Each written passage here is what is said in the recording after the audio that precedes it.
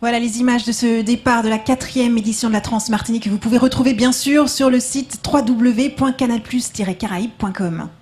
Vanessa, on est maintenant à quelques minutes de l'arrivée du premier. Une superbe course d'Éric Lavry. On a hâte, bien sûr, de le recevoir ici sur le plateau. Il leur a mené de main de maître cette course assez rapidement. Il leur a pris la tête.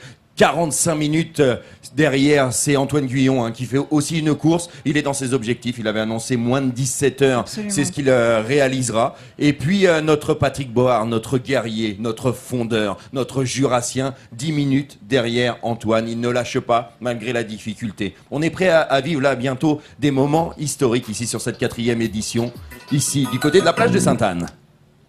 Désolé de vous interrompre, je suis en présence d'un petit bout du groupe Cassav. Là, en ce moment, comme quoi c'est arrivé, va s'annoncer musical. L'air de famille se reconnaît tout de suite. Comment ça va, Jocelyne? Non, Marie-Claude. Mais tu es de la famille quand même de Cassav. Fan de la première heure, oui. On va voir si quand même c'est familial le talent. La chanson de la victoire, ça donnerait quoi? Zoukla, c'est le médicament, nous, ni. Il faudrait dire peut-être Transmartinique, non? On essaye? Oui. Transmartinique, c'est ça le médicament. Merci beaucoup. Merci. À vous l'antenne. Excusez-moi, mais que dire après Yannick? Franchement. En tout cas, ça fait du bien ce bonheur parce qu'on est aussi là dans l'esprit de ce sport qu'est le trail et l'ultra trail. On est là aussi avec des garçons d'un palmarès incroyable, d'entraînement physiquement difficile, mais on est aussi sur des garçons très humbles et un sport où on se prend pas forcément au sérieux et où on se fait plaisir. Et ça fait plaisir d'avoir Yannick avec nous.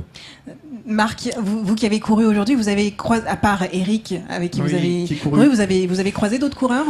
J'ai croisé les 10 premiers, en fait, ils me sont passés devant. Et à un moment, après, la descente de Morne-Carré, dans la bananeraie, en fait, je suis avec Julia depuis une demi-heure, je la suis. Et là, on croise un des participants qui est allongé sur le bas-côté. Et Julia qui fait « Hé, regarde ce qui se passe !» Moi, je l'avais pas vu tout de suite, il était couché sur le côté.